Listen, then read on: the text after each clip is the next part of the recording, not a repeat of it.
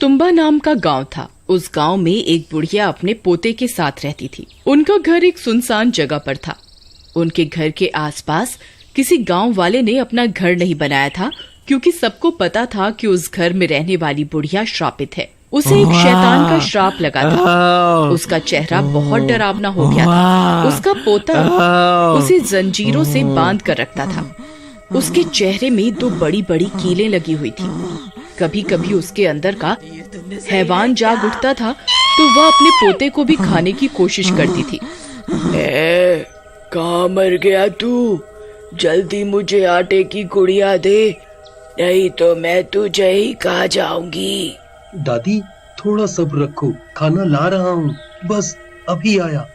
फिर हीरा उसके लिए आटे की गुड़िया बनाकर लाता है और उसकी तरफ फेंक देता है। फिर वह बुढ़िया जानवरों की तरह उस आटे की गुड़िया को खाने लगती है।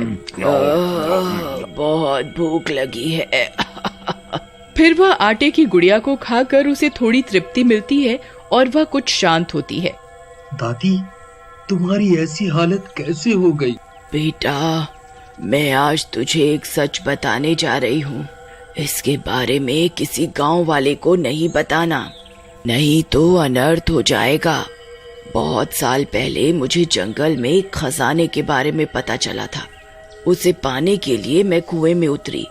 वहाँ एक शैतान था जो जन्म जन्म का भूखा था। उसकी कमर में एक सोने की पोटली बंधी हुई थी। मैंने उसकी तरफ आटे की गुड़िया फेंकी तो वह उसे खाने में मगन हो गया। तभी मैंने उसकी सोने की पोटली को खंजर से काट दिया। उसमें से सोने के सिक्के गिरे। मैंने उन्हें झट से उठाया और कुएं से जल्दी से बाहर आ गई। मैं अगली रात फिर से कुएं के अंदर गई। मैंने फिर से उसकी तरफ आटे की गुड़िया फेंकी और उसकी पोटली को खंजर से काट दिया और सोना इकट्ठा करने लगी। लेकिन उस दिन मेरा लालच मुझ पर हावी हो गया। मैं ज्यादा सोने के सिक्के इकट्ठे करने में लग गई। तब तक वह शैतान आटे की गुड़िया खा चुका था। अब मेरे पास उसकी भूख मिटाने के लिए कुछ नहीं था। मैं जल्दी से रस्सी के सहारे बाहर निकलने लगी। तभी उसने मेरी टांग पर काट लिया और मैं भी श्रापित हो गई। उस दिन के बाद से मेरी ऐसी हालत हो गई है। अगर मुझे समय पर आटे की गुड़िया नहीं मिली तो मुझे डर है मेरे अंदर का शैतान किसी दिन तुझे अपना शिकार बना लेगा। बेटा, मुझे अब ऐसी जिंदगी और नहीं जीनी।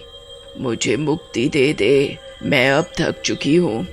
मैं किसी दिन तेरी जान ले लूंगी। मुझ पर एक कृपा कर, मुझे अब मुक्ति दिलवा दे बेटा। लेकिन दादी, मैं इस श्राप से आपको मुक्ति कैसे दिलवाऊं? बेटा, मेरे शरीर को आग के हवाले कर दे, इससे मुझे मुक्ति मिल जाएगी। लेकिन तू कभी खजाने के लालच में उस कुएं की तरफ मत जाना। फिर हीरा से अपनी दादी की हालत देखी नहीं जाती और वह अपने झोपड़े में आग लगा देता है और उसकी दादी को मुक्ति दिलवा देता है। अब मुझे कुएं में जाकर उस शैतान से खजाना लाना ही होगा। फिर एक दिन हीरा आटे की गुड़िया बनाता है और उस कुएं में उतर जाता है। हे दानव, कहाँ है तू? देख, मैं तेरे लिए आटे की गुड़िया लाया हूँ। हाँ, जल्दी आ जा। तभी आटे की गुड़िया की महक सूंघकर वह शैतान वहाँ आ जाता है। उसे देखकर हीरा की सिट्टी पिट्टी गुल हो जाती है। अरे मर गए रे। दादी की बात तो सच निकली। यहाँ तो सच में एक शैतान है। फिर वह शैतान उसकी ओर बढ़ने लगता है। तभी हीरा उसकी तरफ आटे की गुड़िया को फेंक देता है और वह शैतान उसे खाने लगता है। इसी का मौका उठाकर हीरा खंजर से उसकी सोने के सिक्कों की पोटली को फाड़ देता है और उसमें से सारे सोने के सिक्कों को इधर उधर बिखेर देता है। फिर सोने के सिक्के उठाना शुरू कर देता है। उसका लालच बढ़ता जाता है और वह सिक्के उठाने लगता है। तभी वह शैतान पूरी आटे की गुड़िया को खत्म करने वाला होता है। अरे मर गए रे। ये नास मिटा तो इतनी जल्दी पूरी गुड़िया ही खा गया। ये गुड़िया खत्म होते ही मुझ पर हमला करेगा। मुझे अभी यहाँ से निकलना होगा। हाँ। फिर हीरा जल्दी से रस्सी पकड़कर ऊपर कुएं से बाहर निकलने लगता है। तभी वह शैतान पूरी गुड़िया खा लेता है और उसका ध्यान हीरा की तरफ जाता है। तब वो भी रस्सी पकड़कर कुएं से बाहर निकलने की कोशिश करता है। लेकिन जैसे ही उसका हाथ कुएं से बाहर निकलता है वह जलने लगता है और जलने से बचने के लिए वह फिर से कुएं के अंदर चला जाता है और अपने सोने के सिक्कों को वापस बटोरने लगता है। अरे वाह, आज तो मजा आ गया। मेरे हाथ 5 सोने के सिक्के लग गए। एक काम करता हूँ, कल बहुत सारी आटे की गुड़िया लेकर आऊंगा, फिर वो शैतान उन्हें खाने में मगन हो जाएगा और मैं सारे सिक्कों को इकट्ठा कर लूंगा। फिर इतना सोचकर हीरा आटे की गुड़िया बनाना शुरू कर देता है और 5 आटे की गुड़िया तैयार कर लेता है। मेरी तरकीब जरूर काम करेगी। फिर वह रात होने का इंतजार करता है। कुछ ही देर में रात हो जाती है और वह सारे आटे की गुड़िया एक पोटली में डालता है और कुएं में उतर जाता है। शैतान, कहाँ है तू? देख, तेरे लिए बहुत सारा खाना लाया हूँ। तभी सामने से 5 शैतान आ जाते हैं। हीरा उन 5 को देखकर दंग रह जाता है। अरे मर गए रे, दादी ने तो एक ही शैतान के बारे में बताया था। ये 5 कहाँ से आ गए? अब मैं क्या करूं? कहीं मैंने कोई गलती तो नहीं कर दी? मैं रोज एक गुड़िया लाता था तो एक ही शैतान आता था।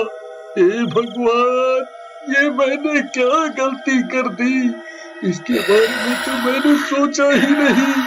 अब क्या करूं? तभी वहाँ 5 शैतान आ जाते हैं और वे भूख के मारे तड़प रहे होते हैं। एक काम करता हूँ, इन 5 को एक एक गुड़िया खाने को दे देता हूँ। इससे मुझे यहाँ से भागने का वक्त मिल जाएगा। हाँ।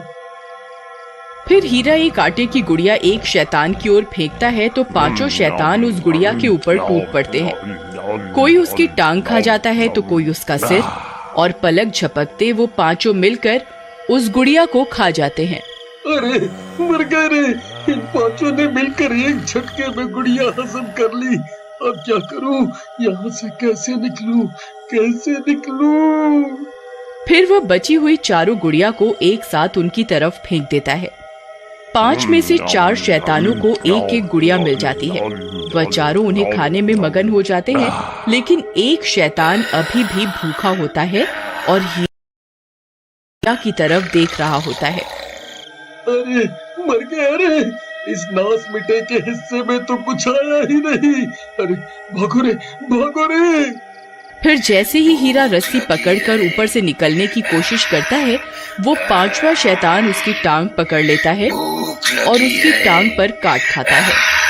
अरे मर गया रे! अरे कब्बा, छोड़ मेरी टांग।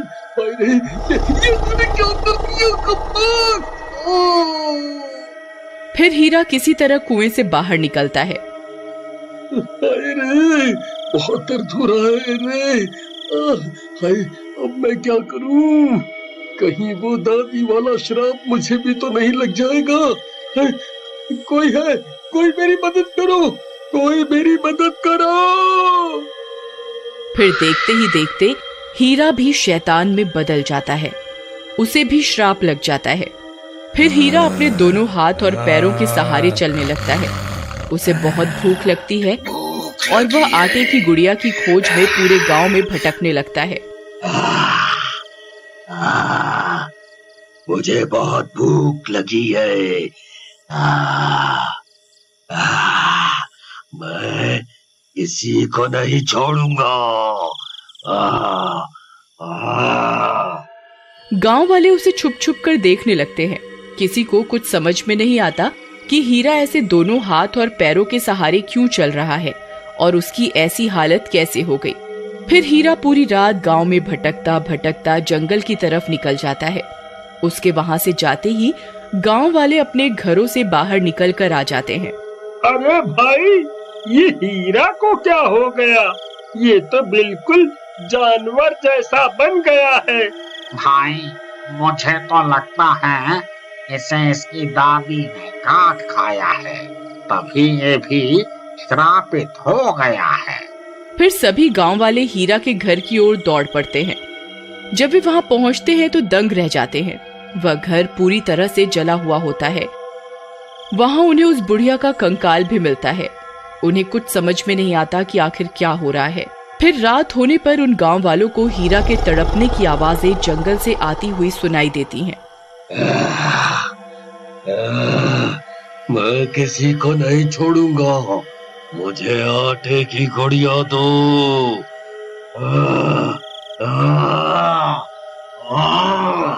मुझसे और बर्दाश्त नहीं होता। अरे भाई, ये तो उसी हीरा की आवाज है। अगर ये गांव में आ गया तो सबको अपने जैसा बना देगा। अरे भाइयों, देखो हीरा इसी ओर आ रहा है, हमें इसे जला के मारना होगा, नहीं तो हम भी इसके जैसे बन जाएंगे। फिर जैसे ही हीरा वहां पहुंचता है, सभी गांव वाले मशाल उसकी तरफ फेंक देते हैं और हीरा जलने लगता है। गांव वालों, तुम्हारा बहुत बहुत शुक्रिया, तुमने मुझे मुक्ति दिलवा दी। मैं लालची बन गया था। मुक्ति। लेकिन वह कुएं का दानव आज भी उस कुएं में अपने शिकार का इंतजार कर रहा